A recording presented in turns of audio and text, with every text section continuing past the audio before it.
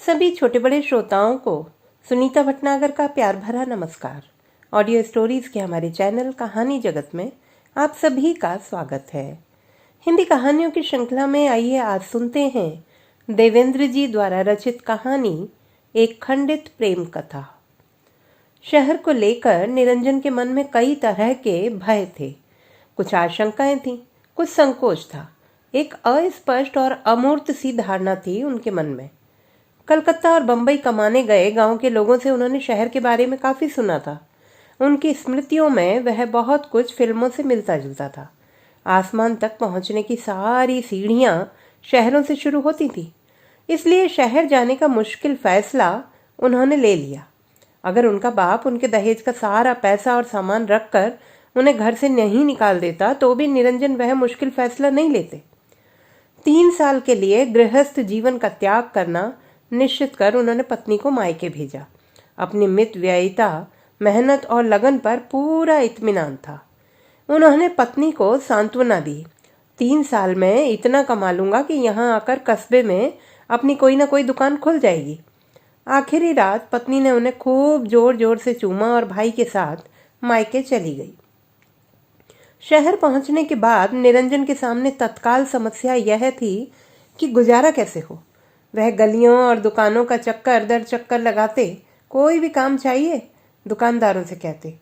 अधिकांशतः लोग व्यस्त रहते थे और उन्हें हाथों के इशारे से ही टरका देते थे। कुछ गौर से देखते, एक तो अपरिचित, दूसरे जवान छोकरा, सब ऐसे ही टूअर की तरह दीनहीन बनकर आते। सब सोचते अभी तो झाड़ू लगाने का काम मांग रहा है और एक दिन पूरी दुकान में झाड़ू लगाकर चल देगा। रहने दो भैया, यहाँ कोई काम नहीं है, दुकानदार उसकी ओर संशय से देखकर कहते। उस दिन जब निरंजन मनोहरलाल जायसवाल की दुकान पर पहुंचे तो दोपहर का समय था। बरसात के बाद की चिलचिलाती दोपहर। दुकान में कोई ग्राहक नहीं था। मनोहरलाल जी चुपचाप बैठे सूनी और उदास आंखों से सड़क की ओर देख रहे थे। यहाँ लोगों का आना जाना बदस्तूर जारी था, लेकिन दुकान के एकांत में बैठे मनोहरलाल जी उस समय जीवन और जगत से संबंधित कुछ मौलिक और दार्शनिक विचारों में खोए हुए थे। दरअसल पिछले दिनों उनके भीतर ऊब और एकांत का जो थक्का जम गया था वह उससे निजात पाना चाह रहे थे। ठीक उसी समय निरंजन काम की तलाश में उनकी दुकान पर पहुंचे। मैं गांव से आया हूं सेठ जी, मुझे काम चाहिए। बीए तक पढ़ा हूं, पढ़ने लिखने से लेकर झाड़ू पोंछा तक कोई भी काम कर सकता हूं। उन्होंने सुबह से कुछ खाया पिया नहीं था, हलक सूख रहा था। आवाज में पत्थर को कंपा देने वाली निरीहता और करुणा थी।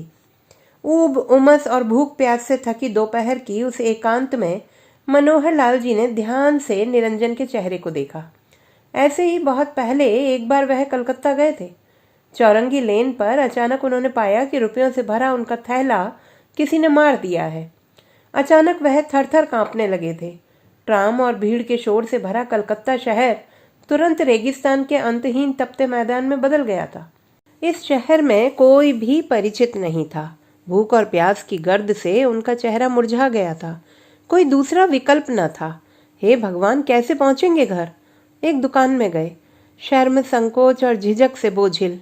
सेठ जी, मनोहरलाल ने दीनहीन कातरवाणी में निवेदन किया, मेरा कालीन का काम है। शहर के घंटाघर के सामने मेरा शोरूम है। आज पहली बार इस शहर में आया था। आज ही किसी ने, सेठ ने उन्हें आत्मीयता पूर्वक खिलाया पिलाया, रास्ते के लिए पूणियां बंधवा दी, किराए के टिकट से 500 रुपये अधिक दिया। अगर मनुष्य नहीं होता तो भगवान कब का बिलबिलाकर मर चुका होता। ऐसे ही लोगों ने ईश्वर को शरण दे रखी है। मनोहरलाल जी ने अपनी जिंदगी में उतना भला आदमी नहीं देखा था। तुम कहाँ के रहने वाले हो भाई? मनोहरलाल जी ने निरंजन से ऐसी ही कुछ बातें पूछी। इस तरह शहर में मनोहरलाल जी की दुकान पर निरंजन को पांव टेकने की जगह मिल गई। वे आत्मा की गहराई से मनोहरलाल जी की इज्जत करते थे। शब्द की मौलिक और आदिम गरिमा के साथ उन्हें सेठ जी कहकर बुलाते थे। 15-20 दिन के बाद काम देखकर वेतन तय होना था। वह मन लगाकर काम करते। अगर सेठ जी 500 रुपया देना तय कर दें तो शहर का उनका खर्च निकल जाएगा। गाहे बगाहे पत्नी के लिए भी कुछ पैसा भेज दिया करेंगे। फिलहाल जिंदगी की इतनी ही जरूरत थी। वह शहर में कुछ काम सीखने और बाजार समझने आए हैं। बाकी ढेर सारी महत्वाकांक्षाओं को उन्होंने 3 साल के लिए स्थगित कर रखा था। सप्ताह भर में निरंजन ने दुकान का सारा टाइम टेबल और व्याकरण भली भांति समझ लिया था। मनोहर लाल जी ने दुनिया देखी थी। उन्हें यह समझते देर नहीं लगी कि भिखारी की तरह दया के लिए गिड़गिड़ाते हुए यह लड़का जो उस दिन दुकान पर नौकरी के लिए आया था, उस पर उन्होंने कोई दया नहीं की है। और एक दिन सेठ जी ने निरंजन से उनके गांव और घर के बारे में इत्मीनान से पूछताछ की। यह जानकर कि निरंजन के पिता कस्बे के इंटर कॉलेज में संस्कृत के लेक्चरर थे और उन्होंने अपने इस इकलौते लड़के को आगे पढ़ने में कोई मदद नहीं की, बल्कि उल्टे उसकी शादी करके दहेज का सारा रुपया और सामान खुद रख लिया और बहू बेटे को घर से निकाल दिया, सेठ जी ने टिप्पणी की। कहाँ तो आदमी अपनी संतान के लिए तरह तरह का कुकर्म करता है और कहाँ कुछ लोग। सेठ जी ने निरंजन को बताया कि अगर तुम ऐसे ही काम करते रहे तो मैं तुम्हें 1500 रुपया माहवार दूंगा। बस कभी कभी दुकान के काम से दूसरे शहर में भी जाना पड़ेगा। 9 सितंबर की उस शाम निरंजन ने महसूस किया कि अभाव, उपेक्षा और तकलीफों में गुजरी उनकी जिंदगी अब तक ऐसी खुशी नहीं पा सकी थी। दिवाली की सांझ पूरा बाजार विजेता बारातियों के से उन्माद, उल्लास और उत्सव से सराबोर संगीत और शहनाई पर थिरक रहा था। सेठ मनोहर लाल दुकान में बैठे थे। निरंजन सामानों से भरा थैला लेकर उनके घर गए। सेठ जी की शादी के बाद पहली बार उनके घर गए थे। वहीं उन्होंने देखा हल्के हरे रंग और चूने से पुती नम दीवारों के निविड़ मोहक एकांत में बैठी एक लड़की बमुश्किल, जिसकी उम्र 27-28 साल रही होगी। वह मिट्टी के भीगे हुए दियों को मार्किन के साफ सफेद कपड़े से पोंछ रही थी। उसने गहरे हरे रंग की बनारसी साड़ी पहन रखी थी, किनारों पर बनी सफेद सुनहली जरी। उसके चौड़े माथे पर जैसे चंद्रमा पर झालर लगा दिया गया हो, जिसे देखने को यह जीवन मर मर कर 100 बार जिए। पास में स्वच्छ रुई की मुलायम बत्तियां और घी का डिब्बा रखा था। मानसरोवर के पास अपनी बस्ती में दुखियारी यक्ष प्रिया ऐसे ही बैठी रहती होगी, लेकिन सेठानी कुछ गुनगुना रही थी। आहट पाकर उन्होंने अपनी खरगोश जैसी काली और बड़ी आंखों से निरंजन को देखा। हजारों साल से सेठानी शब्द ने अपना वो प्रतिबिंब निर्मित किया था, वह अपनी समूची सांस्कृतिक अस्मिता और फूहड़ डील डॉल की भौतिक धरोहर के साथ भर भरा कर गिर गया। आमतौर पर अपने काम से काम रखने वाले, दूसरों के मामलों में दखल न देने वाले, संयमी स्वभाव वाले एकाग्रचित निरंजन का मन जिज्ञासु और चंचल हो गया। वह किसी भी तरह यह मानने को तैयार नहीं हो पा रहे थे कि यही सेठानी है। पता नहीं गांव और बचपन के कितने संस्कार उनके भीतर थे, जिनमें पला बड़ा सेठानी शब्द अपना स्थूल, भौंडा और बदशक्ल आकार लिए रंडियों की बूढ़ी मौसी की तरह हर समय पान की पीक थूकता रहता था। सेठ जी की शादी का कार्ड उन्होंने यूं ही दुकान पर देखा था। वह नाम याद करने लगे, निरुपमा। निरंजन सामानों का थैला देकर दुकान पर चले आए। रात को सेठ जी के साथ ही उन्होंने घर पर भोजन किया। सेठ जी सोने के लिए भीतर जाने लगे तो सेठानी ने जिद की, बिना पटाखों के कैसी दिवाली? शहर में चारों ओर पटाखों की आवाज आ रही थी। समूचा आकाश आतिशबाजी में नहा रहा था। सेठ को बेवजह का शोर शराबा और हुल्लड़बाजी पसंद न थी। 24 घंटे परमहंसी मुद्रा, लेकिन किसी पर भारी पड़ना उनकी आदत के खिलाफ था। जो मर्जी हो करो, हमें सुबह उठकर काम करना है। क्या तुम्हें पटाखे छोड़ना आता है? सेठानी ने निरंजन से पूछा। आवाज में चंचल मिठास थी।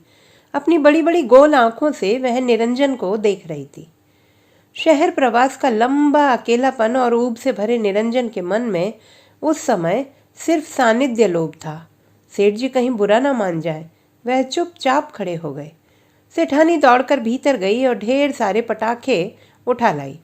उस समय उन्होंने हल्के गुलाबी रंग की मैक्सी पहन रखी थी, जिस पर अंतरंग वस्त्रों का गाढ़ापन स्पष्टतः दिख रहा था। परियों के पंख की तरह मैक्सी। निरंजन ने सोचा, गांव में तो संभव नहीं है, लेकिन जब कभी पत्नी को शहर लाएंगे तो ऐसी ही इसी रंग की मैक्सी उनको भी पहनाएंगे। पहली फुलझड़ी हाथों में लेकर सेठानी बच्चों की मानिंद उछलने लगी और चहकने लगी। उन्हीं की उम्र का एक जवान लड़का मात्र 10 कदम दूर खड़ा होकर उन्हें निहार रहा है, इस बात से पूरी तरह बेखबर वह 7-8 साल की बच्ची लग रही थी। नटखट और स्निग्ध दोनों के झिलमिल कतारों के बीच अहाते में एकांत था। कहीं सेठ जी नाराज न हो, निरंजन ने धीरे से पूछा। तुम्हारे सेठ जी बिस्तर पर जाने के 10 मिनट बाद ही फों फों करने लगते। अपने से पहले ही बिस्तर पर सो चुके पुरुष को देखकर स्त्री के भीतर पैदा होने वाली ईर्ष्या और क्षोभ से भरी उनकी आवाज में एक स्वाभाविक और सामान्य उपेक्षा थी। इंटर कॉलेज में संस्कृत पढ़ाने वाले मास्टर, जिनका समूचा व्यक्तित्व अष्टाध्यायी के दुरूह और दुष्कर सूत्रों से निर्मित हुआ था, गांव के चारों ओर दूर दूर तक फैले ऊसर की रेह से जिसने कपड़े धोना सीखा था, वेतन का सारा पैसा बैंकों में जमा करने के बाद जिसने जीवन में कभी विड्रॉल फॉर्म नहीं भरा था, यजमानी के अन्न से जिसने भोजन का खर्च चलाया था, मुलैठी की जड़ों और तुलसी की पत्तियों से सारी बीमारी का इलाज कराने वाले दरिद्र पिता की क्रूर छाया में अभावग्रस्त जीवन जीते चले आए निरंजन खुद भी शांत और मितभाषी स्वभाव के थे। इसीलिए सेठ उन्हें बहुत चाहने लगा था। लेकिन कहा जाता है कि प्रलय से पहले ग्रह नक्षत्र अपनी अपनी कक्षाओं की मर्यादा तोड़कर उन्माद उत्सव में नृत्य करने लगते हैं। स्तंभ और रोमांच से पुलकित आकाश थरथराने लगता है। कुछ ऐसी ही स्थितियों में बरगद बांस की तरह हरकत करने लगता है। फिर सब कुछ तहस नहस हो जाता है। कोई भी जो निरंजन को पहले से जानता रहा होगा, उसे यकीन करने में बहुत मुश्किल होगा कि निर्भय सेनानी की तरह हाथों पर अनार रखकर आतिशबाजी करने वाला यह कर्तव्य युवक निरंजन ही है। सेठानी विस्मय से अभिभूत थी। देखो, जल न जाना। लेकिन निरंजन आंखों पर हाथ की ओर देकर बारूद की चिंगारियों से खेलते हुए हो कर हंसे जा रहा था। आधी रात से ज्यादा बीतने लगी थी। बिजली के निष्प्राण झालरों को छोड़ दें तो मिट्टी के दिए एक एक कर बुझने लगे। शिवालय के सामने चबूतरे पर बैठते हुए सेठानी ने कहा, सेठ जी तुम्हारी बहुत तारीफ करते। जब तुम छोटे थे तभी तुम्हारी माँ मर गई थी ना? तुम्हारे पिता ने तुम्हें घर से क्यों निकाल दिया? जब तुम होली में घर जाओगे तो तुम्हारी पत्नी के लिए सुंदर सी साड़ी दूंगी। कहीं माँ ने दूसरा जन्म तो नहीं लिया है?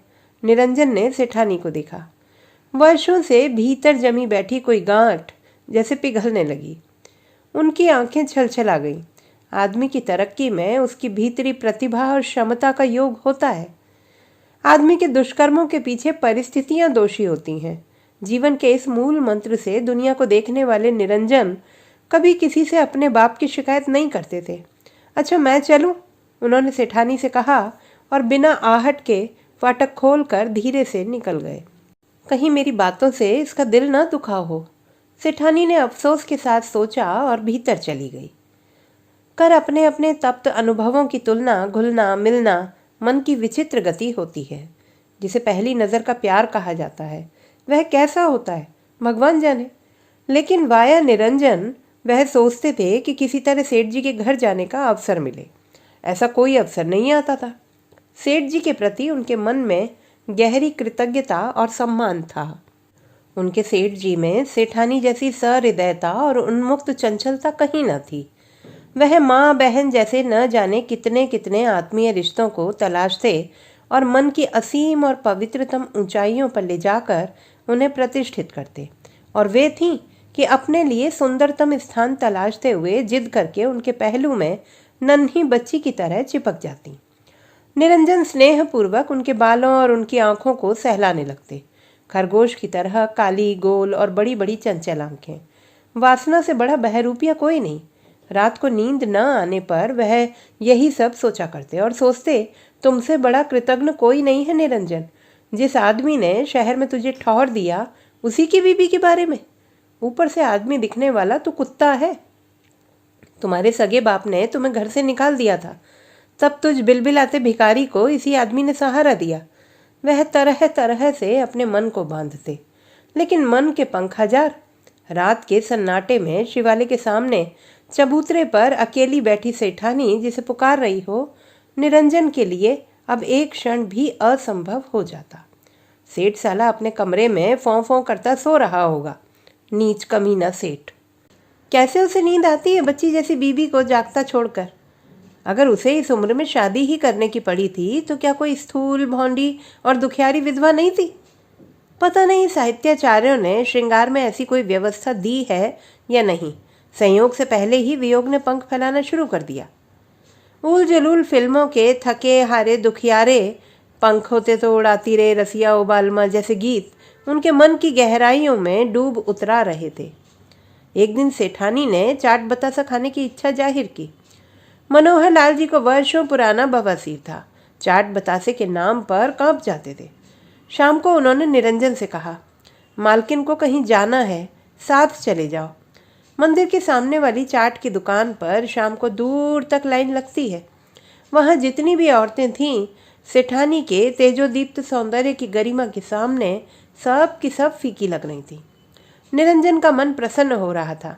बतासे और चाट खाने का तरीका भी कितना सुसंस्कृत है सेठानी का। उन्होंने पूछा, और कुछ चाहिए आपको? नहीं, सेठानी ने कहा। तुम क्यों नहीं कुछ खा लेते?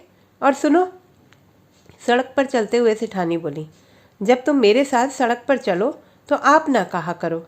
क्या अपने सेठ की तरह आपकी रट लगाए रहते हो? आप मुझसे बड़ी हैं और फिर सेठ जी क्या सोचेंगे?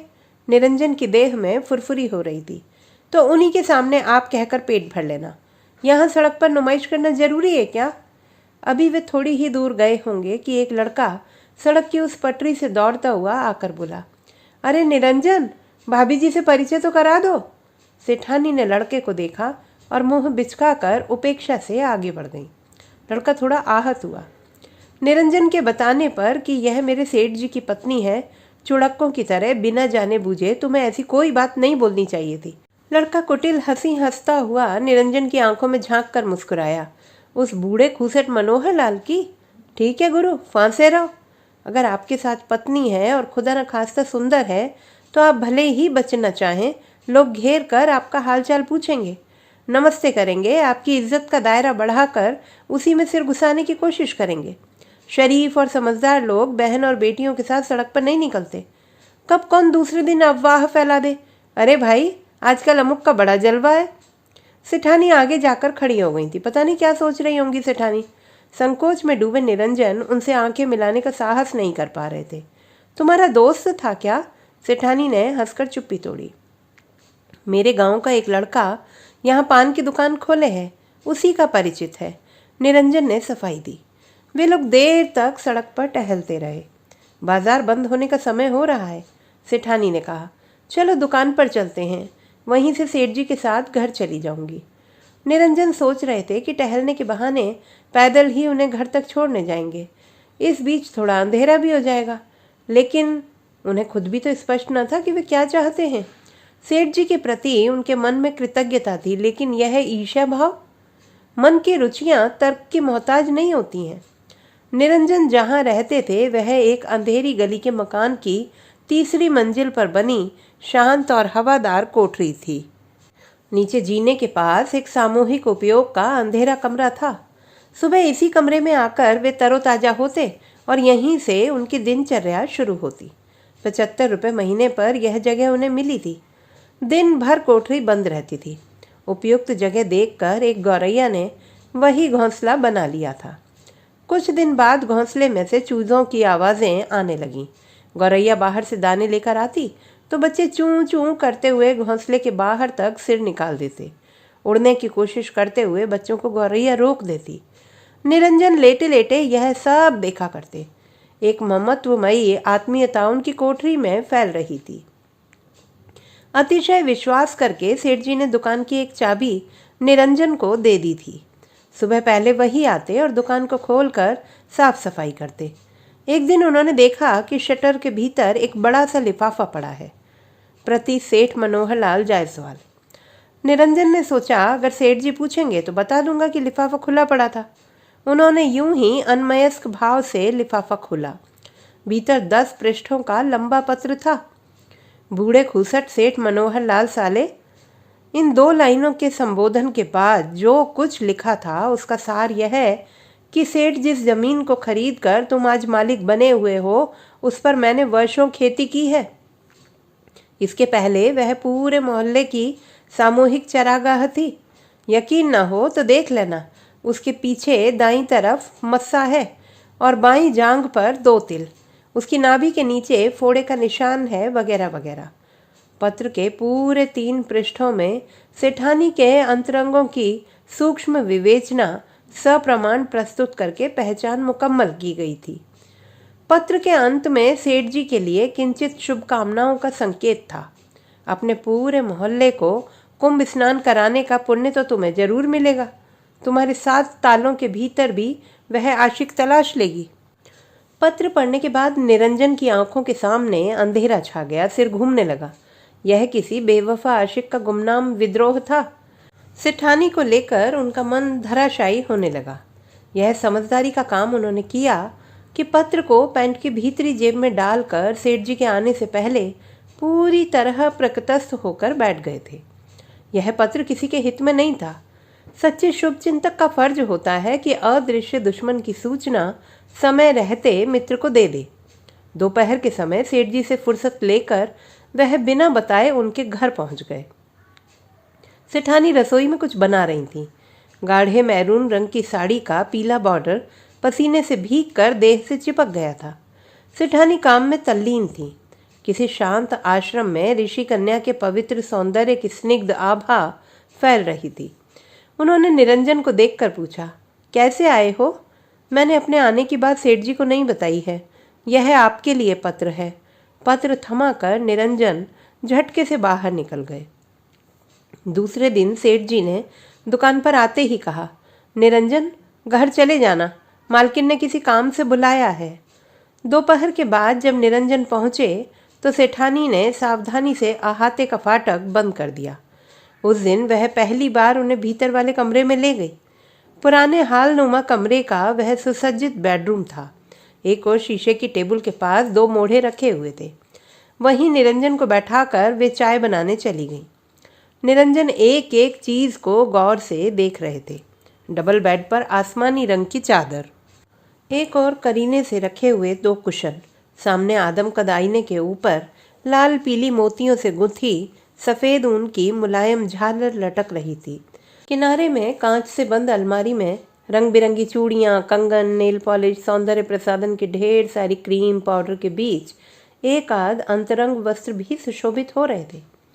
सेठानी जब चाय लेकर आई तो उनके गोल चेहरे पर फैला हुआ तनाव स्पष्टतः दिखाई दे रहा था। लग रहा है सारी रात सोई नहीं है। आंखों में सूजन थी। किसी शिकारी कुत्ते ने खरगोश के बच्चे को दांत गड़ा दिया है। चेहरे का चिर परिचित लावण्य गायब हो गया था। जुखाम की तरह नाक सुड़कते हुए तरह तरह की आशंकाओं से डरी गंभीर आवाज में उन्होंने धीरे से पूछा, यह पत्र तुम्हें कहाँ मिला था? सुबह जब दुकान खोली तो शटर के पास भीतर पड़ा था, निरंजन ने बताया। सेठानी गंभीर होकर कुछ सोचने लगी। पूछा, तुमने किसी से जिक्र तो नहीं किया? नहीं, इसीलिए तो सेठ जी से छिपा कर यहाँ लाया था। लेकिन यह है कौन? निरंजन खुद भी पूरी रात सो नहीं सके थे। अच्छा हुआ पत्र तुम्हें मिला, सेठानी ने कहा। सेठ जी वैसे भी शक्की हैं, हर समय उल जलूल बातें पूछा करते हैं। मैं तो बर्बाद हो जाती। आशंकाओं ने उन्हें जगह जगह नोच बकोट लिया था। अपने को संभालने की कोशिश में भी उनकी आंखें डबडबा गईं। वे उठीं तो लगा बहरा कर गिर जाएंगी। डबल बेड पर औंधे मुंह गिरकर वे जोर जोर से सुबकने लगीं। किंग कर्तव्य विमूढ़ निरंजन वे बेड तक गए, लेकिन कैसे छुएं? आप रोइए मत, कोई देखेगा तो क्या सोचेगा? मेरे जीते जी आपको कुछ नहीं हो सकता। अजीब असमंजस और ऊहापोह में खड़े खड़े वह देर तक सोचते रहे। सेठानी रोए जा रही थी। अंत में उन्होंने सेठानी को पकड़कर खड़ा करने की कोशिश की, लेकिन कृश हो चुकी सेठानी ने अपने सिर को उनके कंधे पर टेक दिया। निरंजन अचकचा गए। सांकल बजने की आहट हुई। शायद नौकरानी बर्तन धोने आई है। तुम इत्मीनान से बैठकर चाय पियो, मैं देखती हूँ। हाथ मुंह धोकर वे फाटक तक गईं। तुम थोड़ी देर बाद आ जाना, उन्होंने नौकरानी से कहा। समय बीतता गया। निरंजन मुख्य रूप से दुकान का ही काम देखते थे। जब कभी ज़रूरत पड़ी तो घर भी चले जाते। उनके रहन सहन में भी तब्दीली आने लगी। शहर की आबो हवा ने असर दिखाना शुरू कर दिया था। देखने वाले यही समझते कि सेठ जी के घर का लड़का है। मोहल्ले में जो लोग जानते थे कि सेठ जी के आगे पीछे कोई नहीं है, उन्हें इत्मीनान था कि सेठानी के घर का लड़का है। सब उनके मेहनती स्वभाव और लगन की तारीफ करते। इस लड़के ने तो सेठ जी के घर की रंगत ही बदल दी। अब अक्सर रोज ही सेठ जी के घर पर कोई ना कोई जरूरी काम निकल आता। सच निरंजन, अगर तुम ना होते तो मेरा मन तो यहाँ लगता ही नहीं, सेठानी कहती। रोज दोपहर को जब नौकरानी बर्तनों की सफाई करके चली जाती, सेठानी बादाम का ताज़ा हलवा बनाती। गठिया, हाजमा और बवासीर आदि सारी बीमारियां शरीर के कमजोर होने का लक्षण थीं। इस शक्तिवर्धक नुस्खे को उन्होंने अपनी माँ से सीखा था। निरंजन रोज दोपहर बाद आकर सेठ जी का नाश्ता ले जाते थे। सेठानी खुद 2 पतली चपाती और मूंग की सादी दाल के अलावा कुछ नहीं लेती थी। पति लोग दूसरी जगह भटक जाते हैं, इसके लिए पत्नी भी जिम्मेदार होती है। सेठानी की माँ ने उन्हें शादी के पहले ही सिखा दिया था। वह अपने सौंदर्य और स्वास्थ्य के प्रति ज्यादा सजग रहती थी। पुरुष की उम्र चाहे जो हो, औरत को चाहिए कि हमेशा उसे बच्चे की तरह पुचकार कर रखे। निरंजन, तुम कितना दौड़ते हो? सेठानी 2 चम्मच हलवा और गिलास भर गाय का दूध उन्हें भी देती। रोज रात को सोने से पहले वह सेठ जी को गुनगुना दूध पिलाना अपना परम कर्तव्य मानती थी। सेठ जी बच्चे की तरह हट करते तो वह माँ की तरह पुचकारती, अपनी कसम देती।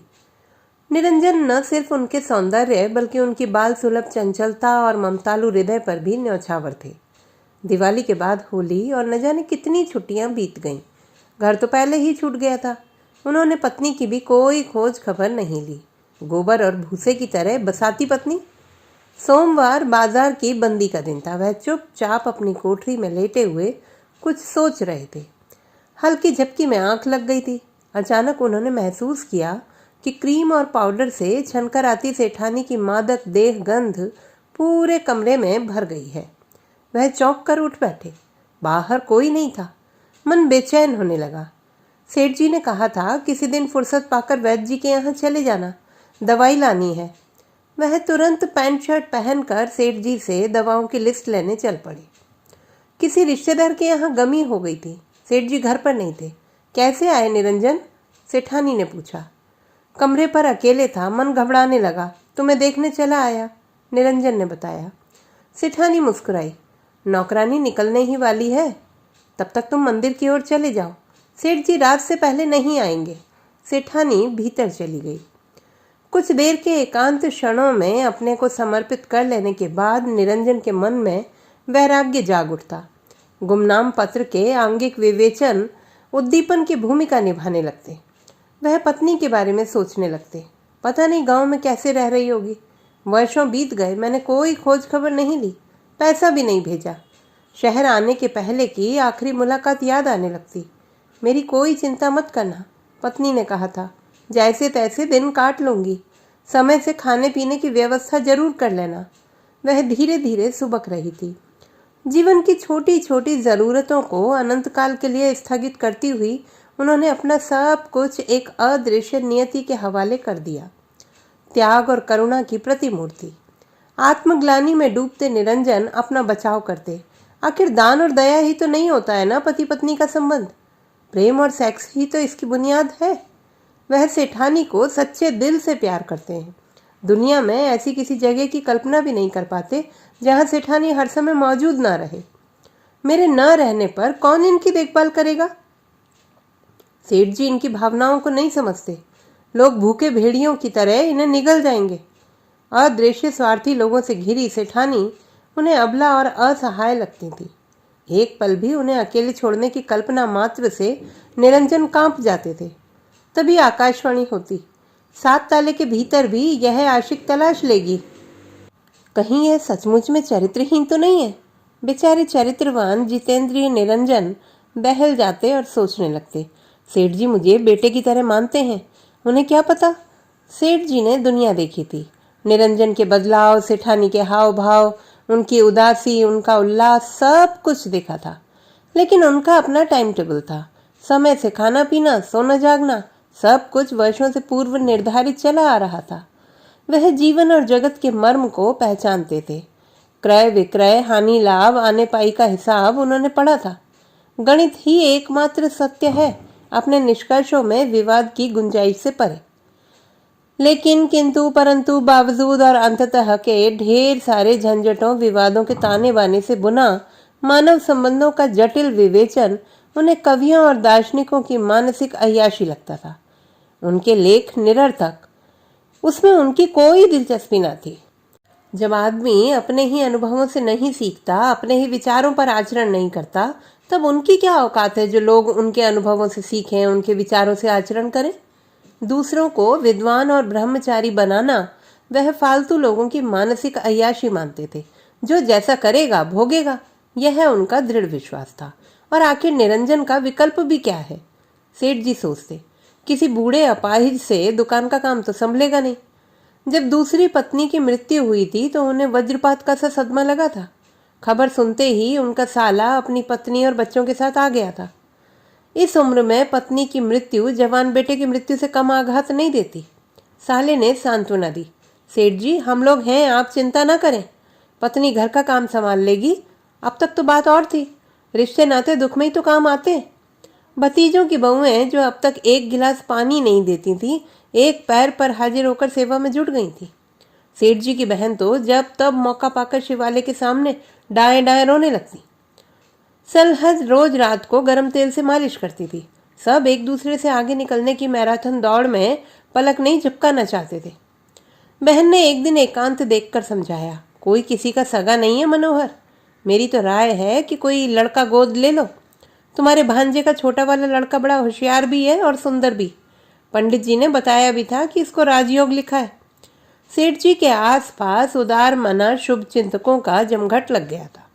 यह बता पाना तो मुश्किल है कि विशुद्ध अपनी जरूरत से अथवा लोगों की सामाजिक भावना से पीड़ित और प्रताड़ित होकर शायद दोनों का योग था। 6 महीने बाद सेठ जी ने सबको बताया कि तीसरी शादी करने की सोच रहे हैं। इस उम्र में शादी करोगे? चारों ओर कांव कांव मच गया। भतीजों ने अपनी अपनी बहुओं को सेठ जी के घर जाने से मना कर दिया। व्याभिचारी आदमी है, कौन भरोसा। बहन ने मायके का शेष दिन बड़े भाइयों के यहाँ बिताना ही मुनासिब समझा। निंदा पुराण का अखंड पाठ नमक मिर्च लगाकर गाया जाने लगा। सलज ने ननद की साड़ियां और हर संभव सामानों को गठरी में बांधा और लड़कों बच्चों को धमाधम मारते पीटते घर से चली गई। यही है दुनिया, सेठ जी ने सोचा। ऐसे ही थोड़े कहा गया है कि धरती शेषनाग के फन पर टिकी है। कुछ लोग फन देखते हैं और कुछ फन की मणि। सेठ जी अपने लेन देन के रजिस्टर पर झुककर हिसाब किताब करने लगते। साला दिन भर लॉटरी की दुकान पर पड़ा रहता था। भविष्य की उज्जवल उम्मीद में उसने इधर उधर से उधार लेकर सिल्क के 2-3 कुर्ते बनवा लिए थे। लोग उनसे कहता, बहुत नेक और सज्जन आदमी है जीजा जी। विपत्ति पड़ गई। 2-2 जगह की व्यस्तता में अब मेरी परेशानी बढ़ गई। परेशानी कम करने के लिए लौट आई पत्नी ने ही उसे जीजा जी का समाचार दिया था। वह दौड़ा हुआ वकील के पास गया। बहन को सेठ ने जहर देकर मारा है, केस बन सकता है कि नहीं? पैसा खर्च करना पड़ेगा, वकील ने समझाया। पुलिस पैसा लेकर क्या नहीं कर सकती है। बाकी 1 साल तक मैं जमानत नहीं होने दूंगा। संगीन मामला है। दाह संस्कार करने वाले सबसे पहले धरे जाते। बहन की लाश को ले जाने और जलाने में उसी की भूमिका अग्रणी थी। उस समय वह क्षण क्षण सजग था। खास बनने के चक्कर में कहीं दूसरे रिश्तेदार बाजी न मार लें। कूटनीतिक राजनीति का सबसे उपयुक्त स्थल मृत्यु के शोक समारोहों को माना गया है। ओह, सारी बाजी ही उलट गई। साला हतोत्साहित होकर शाप दे रहा था। इस उम्र में शादी? मोहल्ले के शोहदे छत पर कुलाचे मारेंगे, सेठ जी ने टिप्पणी की। वे तो पिछले 10 सालों से कुलाचे मार रहे। सब ने बहिष्कार किया। सेठ जी 10-5 मित्रों को साथ लेकर गए और एक सादे तथा सीमित समारोह में इस सेठानी को ब्याह लाए। सेठानी निरंजन से बताती, पापा मम्मी से 25 साल बड़े थे, रोज उनके घर आना जाना था। एक दिन भगा ले गए। मोहल्ले में बहुत बदनामी हुई। नानी को सदमा लगा, बिस्तर पर गिर पड़ी। मरने से पहले उन्होंने पापा को शाप दिया, अपाहिज और कोढ़ी होकर मरोगे, तुम्हारी अपनी बेटी को यही सब भोगना पड़ेगा। पापा रोज मम्मी को मारते पीटते थे। घर के सारे गहने बेच डाले। शराब, रंडी, लॉटरी, जुए की लत लग गई थी। सालों बिस्तर पर ही पेशावर पखाना करते रहे। पूरे शरीर पर सफेद दाग हो गए। भैया बाहर नौकरी करते थे। छुट्टियों में आए तो माँ से कहने लगे, चारों ओर बदनामी फैल रही है। मेरी शादी की समस्या थी। पापा की मृत्यु पर सब ने राहत की सांस ली। भैया ने ही मेरी शादी तय की। मुझसे सारी बातें छिपाई गई थी। बताया गया कि लड़के की दूसरी शादी है, लेकिन स्वस्थ और सुंदर है। 35 साल उम्र बताई गई थी। शादी के समय ही मैंने पहली बार सेठ जी को देखा। यहाँ आने पर एक दिन जब सेठ जी साड़ियों की खरीदारी कराने के लिए मुझे एक दुकान पर ले गए, तो दुकानदार ने कहा था कि आपकी बिटिया को ये साड़ी जरूर पसंद आएगी। सेठ जी बिना कुछ बोले चुपचाप उठ लिए। तब से मेरे साथ कहीं घूमने या बाजार जाने के लिए नहीं निकलते। सेठानी उदास हो जाती। नानी का शाप मेरे ही माथे पर पड़ा है और उनकी आंखें डबडबा जाती। निरंजन सोचते, जीवन में दुख कितने कितने रूप बदल कर कहाँ कहाँ प्रवेश कर जाता है। सेठानी को लेकर उनके मन में पैदा होने वाली करुणा ने आशंकाओं के सारे कलुष को धुल दिया था। 8वां महीना था। डॉक्टर ने भारी सामान उठाने और ज्यादा चलने फिरने की सख्त मनाही कर दी थी। घर है, कुछ न कुछ तो लगा ही रहेगा। सेठानी ने सेठ जी से कहा, माँ को बुलवा लेती हूँ। सेठ जी ने साफ कर दिया, ससुराल वालों का ज्यादा दखल ठीक नहीं होता, मैं बहन को बुलवा लूंगा। सेठानी का चेहरा अब बुझ गया। शादी के बाद भाइयों ने खोज खबर नहीं ली थी। सोच रही थी इसी बहाने माँ आ जाती। अस्पताल से चेकअप कराकर लौटते समय एक दिन उन्होंने निरंजन से कहा था, सेठ जी से कहकर तुम्हें भिजवा दूंगी, माँ को लिवाते आना। निरंजन के मन में बहुत दिनों से इच्छा थी वह घर देखने की जहाँ सेठानी का बचपन तरह तरह की शरारतें करता हुआ पला बड़ा था। घर का चौखट और वह स्कूल जहाँ वह पढ़ती थी। घर के पिछवाड़े अहाते में अमरूद का पेड़ है।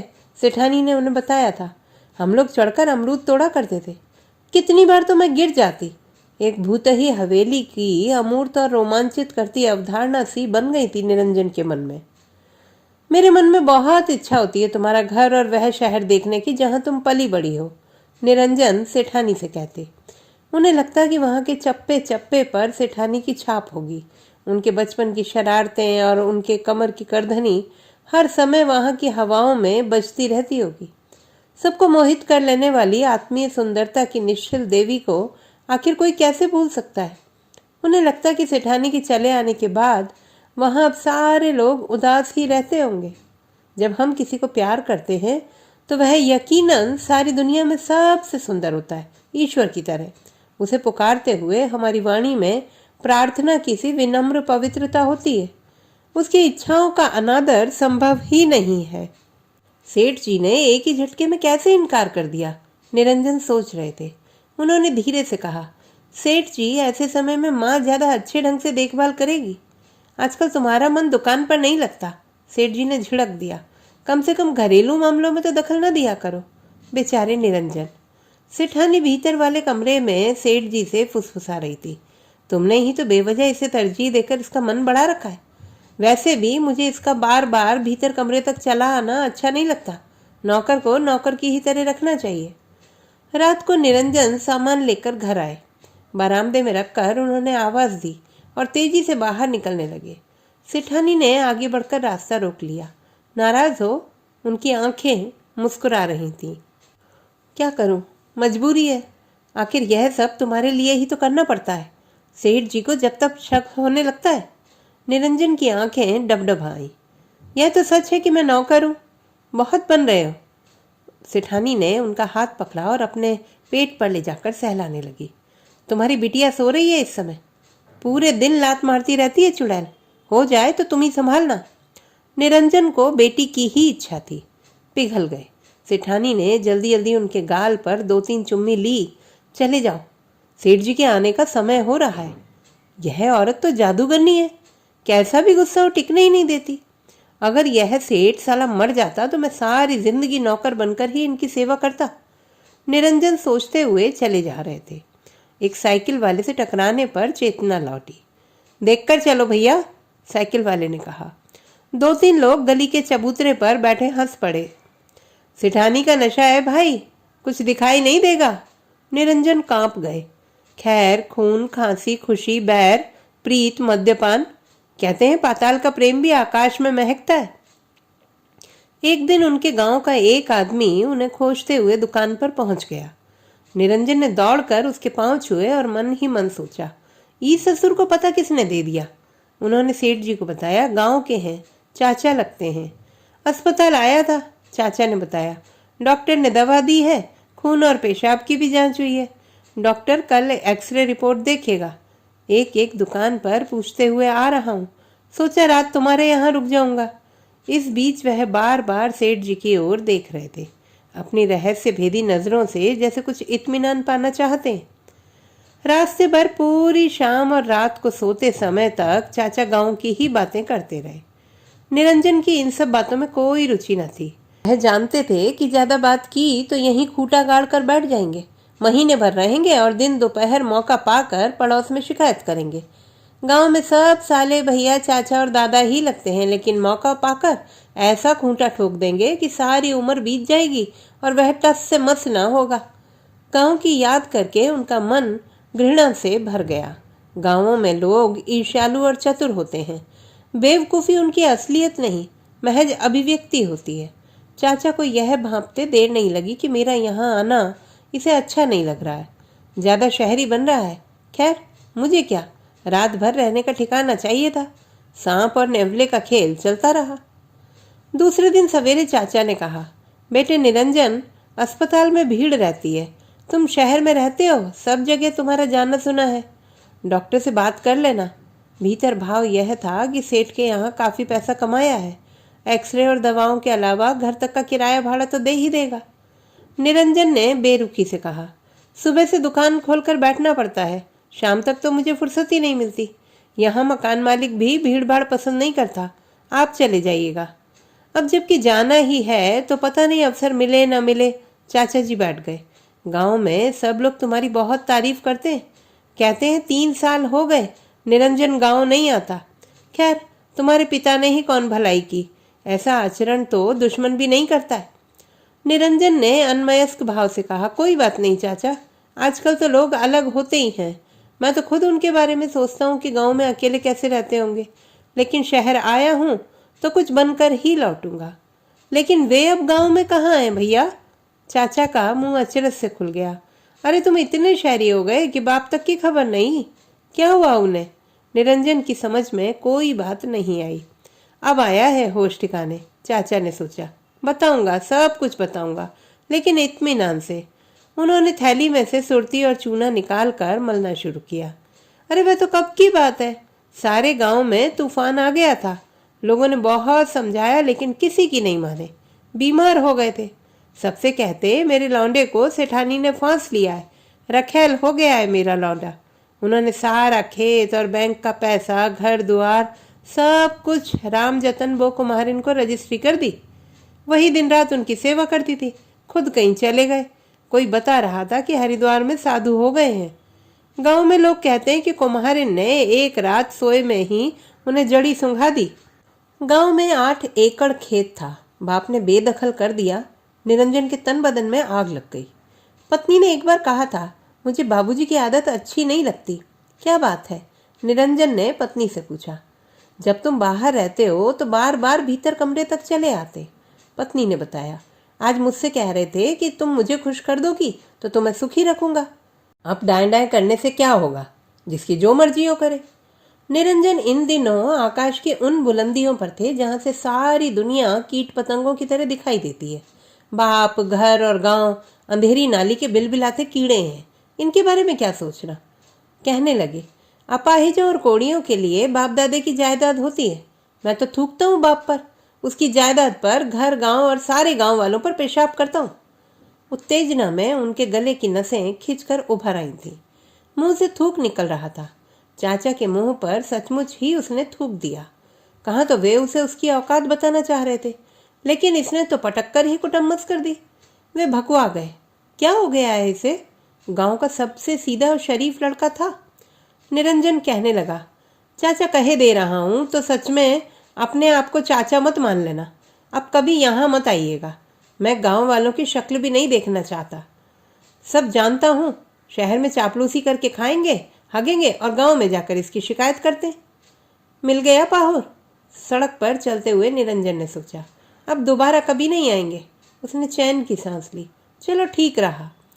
हफ्ते भर बाद एक दिन सेठ जी ने बताया, मालकिन की माँ आई हैं, घर चले जाओ, मंदिर दर्शन करने जाएंगी। जिसकी रचना इतनी सुंदर वह कितना सुंदर होगा। बिना एक पल गंवाए निरंजन अदृश्य ममत्व की तलाश में दौड़ पड़े। वह सोच रहे थे कि सचमुच जादूगरनी है सेठानी। उस दिन मंदिर के सामने अंधेरे में फुसफुसाई थी, रानी बनकर आई हूं तो राज करूंगी, देखती हूँ कैसे आती हैं इनकी बहन जी। फिर पता नहीं रात भर कौन सी मानसून चली जो सेठ जी धराशायी हो गए। अपनी बहन के लड़के को साथ लेकर आई थी माँ। यह मेरा मौसेरा भाई है, सेठानी ने दिखाया। एक नंग धड़ंग लड़का असभ्य तरीके से लुंगी बांधे सेठानी के बिस्तर पर ही सो रहा था। सेठानी की मैक्सी के ऊपर उसी खूंटी पर उसका पैंट शर्ट टंगा था। क्या बूचड़ खाना बना रखा है इन लोगों ने, निरंजन ने सोचा। इतना हसोड़ और गप्पी है कि तुम इसकी बातें सुनकर लोटपोट हो जाओगे, सेठानी बता रही थी और बोली, मम्मी यह तो थका हुआ है, तुम निरंजन के साथ चली जाओ। निरंजन ने तभी पहली बार माँ को देखा। सारी उम्मीदों और कल्पनाओं को ध्वस्त करती माँ। पहली नज़र में वह उन्हें बाइयों की तरह लगी। उनका पोपला मुंह पान चबाने की वजह से हिल रहा था। रिक्शे पर पसर कर बैठते हुए उन्होंने जरा भी नहीं सोचा कि निरंजन भी बगल में बैठेगा। वह एक और दुबक कर बैठे। बूढ़ी के मुंह से सड़े तंबाकू जैसी दुर्गंध आ रही थी। अगर सब कुछ ठीक रहा तो अगले महीने की 10 तारीख तक बच्चा होगा, डॉक्टरों ने यही तारीख बताई थी। लेकिन सेठानी कहती, मैं होली के दूसरे दिन पैदा हुई थी, दोपहर तक सब लोगों ने रंग खेला, उसी दिन शाम को देखना निरंजन, तुम्हारी बिटिया भी उसी दिन पैदा होगी। निरंजन ने कुल जोड़कर 20,000 रुपये बैंक में जमा किए थे। दुकान पर जाकर उन्होंने सोने की करधनी खरीदी थी बिटिया के लिए। सेठानी ने कहा, इसकी क्या ज़रूरत है? उनकी आंखों में चमक उभर आई। देखूं तो कैसी है, अब से यह सब ना करना। उन्होंने उसे मुट्ठी में दबाया और सुरक्षित बक्से में रख आई। जब पैदा होगी तो सबसे पहले यही पहनाऊंगी। अति संवेदनशील समय है, ऐसे में रात दिन चौकसी और सावधानी जरूरी है। पाँव ऊंचे नीचे पड़ जाए तो जच्चा बच्चा दोनों के लिए खतरा बना रहता है। सेठ जी ने अपना बिस्तर ऊपर वाले कमरे में लगा लिया। सेठानी माँ के साथ अपने कमरे में सोती है। हवेली नुमा मकान में कमरों की क्या कमी। लेकिन मौसी का लड़का श्यामल, रिश्ते में भाई लगेगा, उसी कमरे में वह भी सो जाता है। सेठानी उसे सामल और कभी कभी श्याम कहती है। वह उन्हें बतासा, बतासा की तरह गोल मटोल और हल्की। सेठानी ने निरंजन को बताया, बचपन से ही यह मुझे इसी नाम से चिढ़ाता था। एक बार तो वैष्णो देवी जाने के लिए इसने मेरा रिजर्वेशन भी इसी नाम से करा दिया था। माँ और सामल से हर समय घिरी रहती थी सेठानी। निरंजन परेशान थे, बात करने का समय ही नहीं मिलता था। माँ मंदिर में घंटों पूजा करती रहती थी तो सामल बतासा के पास ही बैठकर न जाने कैसी कैसी उलझुल बातें किया करता। उसकी कुरुचिपूर्ण बातों पर भी सेठानी की तल्लीनता और हंस हंस कर मजा लेना निरंजन को अच्छा नहीं लगता था। सामल के लिए निरंजन का वहां होना न होना कोई मतलब नहीं रखता था। वह कभी बतासा के बाल पकड़कर खींचता तो कभी गालों पर चिकोटी काट लेता। एक दिन तो हद ही कर दी। निरंजन ने देखा कि सेठानी को गोद में उठाकर चक्कर खिला रहा है। देख मौसी, अब भी कितनी हल्की है बतासा। सब हो करके हंस रहे थे। ऐसी घिनौनी बेशर्मी, बच्चे को कुछ हो जाए तो? यह बुढ़िया यहाँ इसीलिए आई है क्या? निरंजन के तन बदन में आग लग गई। भावातिरेक में उनका मुंह कुछ कहने के लिए खुला और फिर चुपचाप बंद हो गया। अब तक निरंजन उस घर के कोने में थोड़ी सी जगह घेरने वाले मिट्टी का दिया थे, कोने की थोड़ी सी जगह। लेकिन उस घर का सब कुछ उन्हीं की रोशनी में हिलता डुलता था। अब सब कुछ बदलने लगा। सामल उन्हें नौकर से ज्यादा अहमियत ही नहीं देता था। एक दिन किसी तरह फुर्सत निकाल कर घर आए तो उसने तत्काल उन्हें पान लाने भेज दिया। कभी तम्बाकू, कभी पुड़िया और कभी कभी सिगरेट भी लाने के लिए भेज देता था सामल। निरंजन की सारी रात मिलन की योजनाएं बनाती बीत जाती। सेठानी तो अपनी ओर से कोई प्रयास ही नहीं करती हैं। वह झुंझलाते। सेठानी कहती, मेरी मजबूरी है, घर में माँ है, श्यामल है। खैर माँ की तो कोई बात नहीं, संतोष कर लेते। लेकिन श्यामल पर जल भुन जाते निरंजन। कब तक रहेगा साला? साला ही तो है तुम्हारा, सेठानी पुचकारती। काहे चिढ़ते हो? मुझसे 5 साल बड़ा है, लेकिन बच्चों जैसी आते हैं। भूतों की ऐसी सच्ची सच्ची कहानियां सुनाता है कि मैं तो डर के मारे कान में उंगली डाल लेती हूँ। लोफर कहीं का। उस दिन पान लाने के लिए जाते समय निरंजन सोच रहे थे, ऐसा पान खिलाऊंगा बेटा कि सारी आशिकी भूल जाएगी। उन्होंने जमाल गोटा की कई गोलियां खरीदी और मसल कर पान के पत्तों में मिला दी और बीड़ा बंधवा दिया। निरंजन दूसरे दिन सवेरे सवेरे हालचाल लेने पहुंचे। उन्होंने देखा कि वह रोज से भी ज्यादा प्रफुल्लित कुर्सी पर टांग फैलाकर मजे में नाश्ता कर रहा है, कोई असर नहीं। मीराबाई की तरह सारा जहर अमृत हो गया। छिनार साला, कहीं मीराबाई भी तो छिनार नहीं थी? जरूर कुछ ऐसा ही रहा होगा। भक्तिन होती तो किसी को क्या आपत्ति? वे लोग तो राजा थे, कोई रोक टोक तो थी नहीं। दूसरी तीसरी ब्याह लाते। पता चला कि सेठ जी रात से अस्पताल गए हैं। सासू जी को पूरी रात दस्त और उल्टी हुई है। सब कुछ उल्टा हो गया। सारी रात यह दोनों अकेले ही घर में रहे। अब तो बर्दाश्त के बाहर हो रहा है। निरंजन ने सोचा, अब तो सब कुछ साफ साफ कहना पड़ेगा सेठानी से। उस दिन रात को थोड़ा मौका मिला तो निरंजन ने सब कुछ साफ साफ ही कहा। हो सकता है तुम्हारा भाई हो, लेकिन मुझे इसकी आदतें लफंगों जैसी लगती हैं। तुम्हें चिकोटी काटता है, गोद में उठाकर चक्कर खिलाता है। तुम क्या बच्ची हो? लोग देखेंगे तो क्या सोचेंगे? अपना ख्याल नहीं है तो कम से कम बच्चे के बारे में ही सोचो। कहीं कुछ उल्टा सीधा हो गया तो? बच्चे की चिंता करते हो, मेरी नहीं ना? सेठानी ने आंखों में हंसते हुए उसे देखने और उठने का अभिनय किया। देखो, सेठ जी को लेकर मैंने कभी कुछ नहीं कहा, जबकि तुम्हारे साथ उनकी कल्पना करके ही मैं कई कई रातें सो नहीं पाता हूँ। लेकिन श्यामल इतना बड़ा हो गया है, रत्ती भर शऊर नहीं, तुम्हारे कमरे में सोता है। मुझे पूरी रात नींद नहीं आती। निरंजन ने रुआंसा होकर कहा। क्या करूं, मानता ही नहीं है, सेठानी समझाना चाह रही थी। निरंजन किसी गहरी दुश्चिंता में होंठ काट रहे थे। जो कहना चाह रहे हैं कैसे कहें? उन्होंने पूछा। तुम्हारे बिस्तर पर सोता है? तुम तो सेठ जी से भी ज्यादा शक्की हो रहे हो। मौसी का लड़का है, भाई लगता है। आखिर तुम कहना क्या चाहते हो? सेठानी ने अपनी झुंझलाहट छिपाने की कोशिश नहीं की। अब दोनों आमने सामने हो गए। कब तक रहेगा यहाँ? निरंजन ने पूछा। सेठानी ने मुंह बिचकाया। मैं क्या जानूं, कह रहा था कि यहीं रहकर पढ़ूंगा। यह साला क्या पड़ेगा? निरंजन का धैर्य जवाब दे गया। सोच रहे थे कि कहीं इसके चक्कर में मैं ही न मर जाऊं। अगर मैं मर जाऊं तो तुम्हें कुछ लगेगा कि नहीं? निरंजन ने दो टूक पूछा। तुम क्यों मरोगे? तुम्हारी बीवी है, मैं ही मर जाती हूँ, सारा खेल खत्म हो जाएगा। सेठानी एक मजदूर औरत की तरह उलाहना देने लगी। देखो, बीवी को बीच में न घसीटो। बिना एक बात बोले हजारों साल से वह जाहिल जानवरों के बीच हमारी नालायकियत भोग रही है। बीवी का जिक्र आते ही निरंजन अपराध बोध से भर जाते। वे भरसक उनकी यादों और प्रसंगों को बचा जाते। स्त्री और पुरुष के आत्मीय रिश्तों में आजीवन और अनवरत एक युद्ध चलता रहता है। प्रेम और विवाह इस युद्ध की कूटनीतिक मर्यादाएं और व्यूह रचना है। सेठानी जोर जोर से रोने लगी।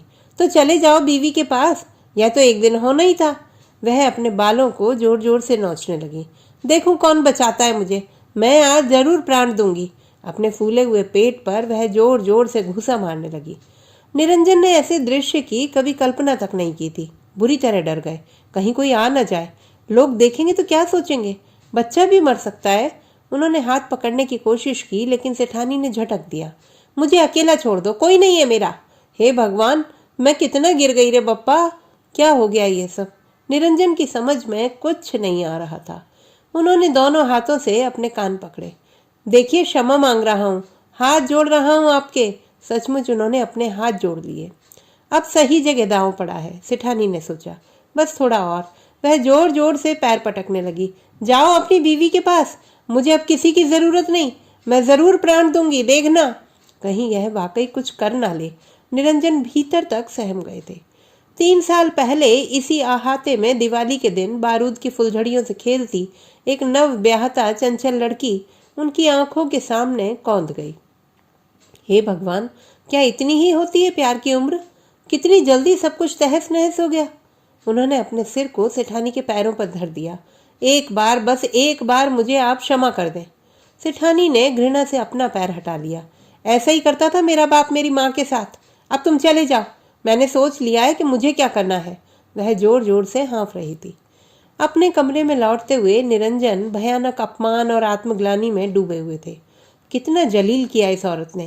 कान पकड़कर माफी मांगना, पैर पर सिर धरना। ओह, प्राइमरी स्कूल में जब मास्टर साहब यही सब करने के लिए कहते थे, तब उस उम्र में भी कितनी शर्म आती थी। लेकिन आज इस उम्र में उन्हें अपना गांव याद आने लगा। गांव में लोग कहते हैं कि सेठानी ने मंत्र पढ़कर निरंजन को सुग्गा बना लिया है। अब निरंजन गांव कभी नहीं जाएगा। वह उसे बंदर बनाकर नचाती रहती है।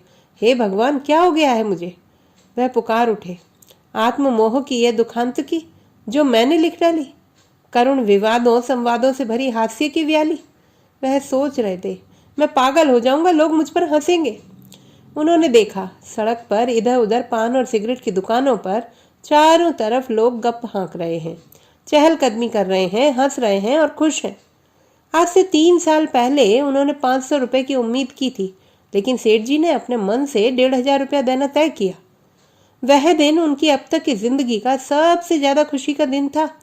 उन्होंने सोचा, ज्यादा से ज्यादा कोई आपको खुशियां भर दे सकता है, आप उसे सहेज कर ना रख सकें तो दूसरों का क्या दोष। उनसे चला नहीं जा रहा था, कांप कर सड़क के किनारे अंधेरे में बैठ गए। आज मुझसे ज्यादा दुखी कोई नहीं है दुनिया में, उन्होंने सोचा। उस रात वह बिना खाए पिए अपने कमरे में करवट पर करवट बदल रहे थे। हफ्ता भर हो गया था। आजकल उन्हें नींद नहीं आती, सेठानी आती हैं बस, कहीं सेठानी आत्महत्या ना कर ले। ऐसे ही उलझुल ख्यालों में उनकी रात बीत गई। सुबह यह सोचकर कि कहीं कुछ अघट न घट गया हो, निरंजन भय और आशंका से भरे सेठ जी के घर पहुंचे। सेठानी मंदिर के सामने चबूतरे पर सामल के साथ बैठकर फरवरी की गुनगुनी धूप सेक रही थी। बूढ़ा किचन में कुछ बना रही थी। सेठ जी ऊपर के कमरे में थे। ये दोनों आराम से यहाँ गपबाजी कर रहे हैं। निरंजन का बुखार फिर चढ़ने लगा। उन्होंने संबोधित किया, मुझे आपसे कुछ बात करनी है, इधर ही आ जाइए। सेठानी दूर छत पर बैठे 2 कबूतरों को देख रही थी। सामल ने पूछा, निरंजन, तुम्हारी आंखें इतनी लाल क्यों हो रही हैं? सेठानी ने एक क्षण उपेक्षा से निरंजन को देखा और फिर कबूतरों की ओर देखते हुए सामल से बुदबुदाई, बीबी की याद में सूख रहा है। सामल हंस पड़ा। सेठानी भी, मैं आपसे ही कह रहा हूँ। निरंजन ने दोबारा सेठानी को संबोधित किया। सेठानी का लहजा तल्ख हो गया। ऊपर सेठ जी हैं, वहीं जाओ, मुझसे क्या बात करनी है तुम्हें? सामल ने समझदारी की। पता नहीं इन लोगों में कैसी दुकानदारी हो। वह उठकर मौसी के पास चला गया। तुम फिर सुबह सुबह इससे चिपक गई?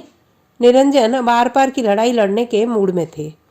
सेठानी पैर हिला रही थी, उपेक्षा से मुस्कुराई, मैं तो सारी रात उससे चिपकी रहती हूँ, तुमसे मतलब? साले मुझे मेरी औकात बता रही है। निरंजन ने सोचा और बोले, तू रंडी है क्या? तू भी तो रंडा है। सेठानी गुस्से से उठी। बर्दाश्त करना मुश्किल है इसे। बोली, अब अगर आज से घर पर कदम भी रखे ना तो सेठ जी से कहकर तुम्हारा दिमाग सही करा दूंगी। निकल भाग, बेहुदा जाहिल गंवार कहीं का। निरंजन गुस्से में थर थर कांप रहे थे। कई रात से परेशान जगी और थकी आंखों में प्रतिशोध से ज्यादा लाचारी दहक रही थी। सेठ जी की तो कभी हिम्मत नहीं पड़ी, यह रौब जमाने आया है। सेठानी ने सामल को बुलाया, जरा इधर तो आना। क्या बात है बतासा? सामल की समझ में कुछ नहीं आ रहा था। क्यों इस तरह बतासा को घूर रहा है यह निरंजन? मुझे घूरोगे? सेठानी ने तड़प कर कहा। ले, और पूरे जोर से खकार कर उन्होंने निरंजन के मुंह पर थूक दिया। जड़ पत्थर की मूर्ति, पलकें भी नहीं गिर रही थी। अटेंशन की मुद्रा में खड़े थे निरंजन। पैंट की जेब में भिजी हुई दोनों मुट्ठियां स्पष्टतः दिख रही थी। कुछ भौचक और कुछ डरा हुआ सामल फटी आंखों से यह सब देख रहा था। निरंजन के सिर के बाल, आंख की बरौनियां और भौवें साही के कांटे की तरह बन गई थीं। एक क्षण के लिए वे कांपे और लकड़ी के पुतले की तरह गिर पड़े। सेठ जी दौड़े हुए आए। पानी का छींटा मारो, बेहोश हो गया है। उन्होंने हथेलियों को रगड़कर गर्मी पैदा करने की कोशिश की। अकड़ गई उंगलियों को बड़ी मुश्किल से उन्होंने खोला और देखा कि निरंजन की हथेली में पसीने से भीगा कागज का एक टुकड़ा बुरी तरह मुड़ तोड़ गया था। यही वह अस्त्र था जिसे वे अंतिम बार प्रयोग करना चाहते थे। लेकिन घर और गांव का पता है शायद। सेठ जी ने चश्मा लगाया। निरंजन की लिखावट में लिखा था, पीछे दाईं ओर मस्सा है और बाएं जंघे पर 2 तिल। क्या मतलब है इसका? सेठ जी की समझ में कुछ नहीं आया। 3 शादियों के अलावा परकीय प्रसंगों का सेठ जी को कोई अनुभव नहीं था। मस्सा और तिल, प्रेमी जनों का सूक्ष्म विवेचन और अचूक फार्मूला उनके पल्ले क्या पड़ता? देखो तो श्यामल, क्या लिखा है निरंजन ने, क्या मतलब है इसका? लेकिन सामल तो पहले ही देख चुका था। युद्ध भूमि में घायल हो चुके बेहोश निरंजन के कूल्हे पर उसने एक लात दिया और भीतर चला गया। आसपास से बेफिक्र सेठानी आदमकद आईने के सामने अपने को तरह तरह से निहार रही थी। आत्मग्लानि, पश्चाताप, शोभ और कुछ कुछ अपराध बोध के ऊपर मानिनी नायिका का उद्दीप्त तेज चमक रहा था। मैं पहले ही दिन इस साले को देखकर समझ गया था। सामल की आवाज में घृणा थी। तब तो कैसी सी नौकर है, इसकी ईमानदारी को सेठ जी बहुत चाहते हैं। अब तुम भी चुप रहोगे कि नहीं? सेठानी सीधे सामल को मुखातिब हुई। मौसी का लड़का था, चुप हो गया। तो दोस्तों, ये थी हमारी आज की कहानी। आपको कैसी लगी कमेंट बॉक्स में लिखना ना भूलें। चैनल को सब्सक्राइब करें, लाइक करें और मित्रों के साथ शेयर करें।